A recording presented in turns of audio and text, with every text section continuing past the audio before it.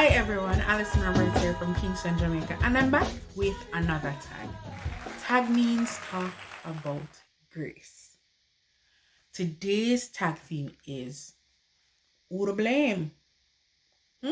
Who to blame? I remember, growing up in church. Maybe I didn't personally experience it because I was so well behaved. There were some ladies in church who would, if they see children misbehaving or anything like that, they would call and say, "Come here," and maybe pinch you. Right? You remember those old ladies? A lot of of us as children, we were very mad because we were like, them don't even know me. Who is this woman deciding to reprimand me?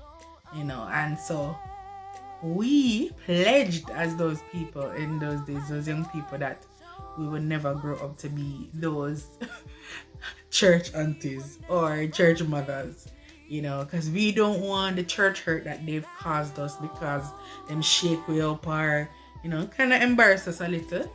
We don't want to be those people. And so, you know, but then I am looking at this current age. Every day we complain that, these children, these young people that have no manners, them don't respect even God. And then you ask yourself, who to blame? We are now those aunties, we are supposed to be. We are now those uncles who are supposed to be actually, guiding the young people in the way of the Lord. But we wash our hand because we don't want bother nobody pitney. And we're kind of in a little generation or an era now where you can't really talk to anybody else. Is it, it's not your place to say this or to do that. And then the generation is wasting away. Who to blame? Who do we blame? I personally have had this experience because in my church, I sometimes help the young people in terms of if it's youth fellowship or even used to teach Sunday school and young church, and also helping the young people with music. I have a youth praise team. And what I found myself doing at one point is, I'm a little high energy and, some might say aggressive, especially when, you come to a passionate matter as music, I don't have the time to come down off that high to reprimand or, gently correct one of my, young people. So, sometimes it just come off of and they are offended. And I remember one specific time, specifically calling aside a young girl and saying, "Please know that I love you." And so when I respond in such a way, and it's not even a way that is disrespectful, it's just that it's high energy that might make you feel a little way. It's not that I hate you or I'm trying to hurt you or whatever. Just know that because of the conversation and the energy that we're at, it will come off a little rough. But if you know some love you and where me I come from, you understand that I'm not doing this to hurt you. And sometimes you have to shake them up because they get out of hand, where there's no rules, where there's no vision, the people perish. And so I in myself sometimes feel like I'm to blame when I see a lot of these things happening, because we deliberately decided not to speak to the young people, not to correct them because of our past experiences. We don't want to cause no church hurt. And then we see these young people, wasting away. We are at the age where we are the ones that have to set the example. And for some of us who are, at this age and stage, personally, we're not ready. We're not ready because nobody can correct me. Nobody can chat to it. So how are you now able to speak to a young person to encourage them to do better and be better? The plan of the Lord is for us to be a family working together in Christendom to ensure that, everybody make it in. I know a lot of people in the past put them own agendas and them own, belief system on you and not the Bible. But at the same time, when we check their heart, most of them, it was from a genuine place. And I think we benefited. I think we benefited from the extra mile that they went to say, your skirt need to be 5 inches below your knee. I personally didn't experience it, but I have had so many conversations with friends and, about this church life. this church life, this church hurt, all of that. And so I say this to say we are responsible for the future. We are responsible for the now. Once you accept God, we have now a message inside us that can help somebody else. Now we have to share it. A lot of times we are misguided, but we are being encouraged today, tag team. Uncle, auntie, grandma, church mother, say you are responsible to ensure that the future generation knows how to live righteously.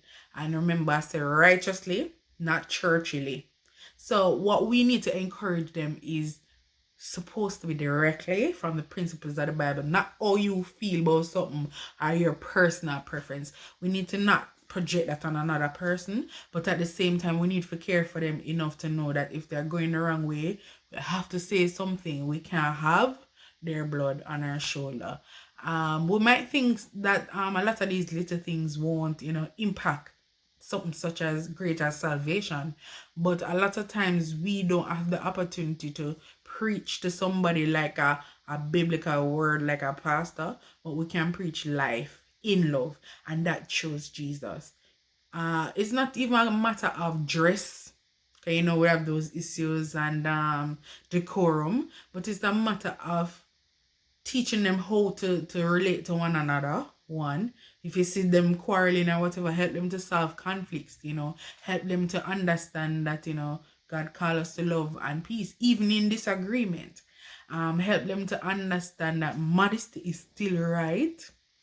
Yeah, even if in the past you struggled, but you have learned, you can use your example as a teaching moment. And that's a boy, I'm not saying nothing to nobody because me used to do this, I'm gonna want them bring it up. Don't be afraid of your past. And if them say, but auntie, you used to, and you say, exactly, that's why I can speak to you. Auntie, you used to be this way. Yep, that's why I can speak to you. And so don't be ashamed to be, called out on your past. Use that as your testimony to show them that the transforming power of God is real. They need us. The young people need us. In a practical way. In school, them need our help anyway. In life, them need our help. So therefore, in church, it shouldn't be any different. It should be even more because we are connected by the blood.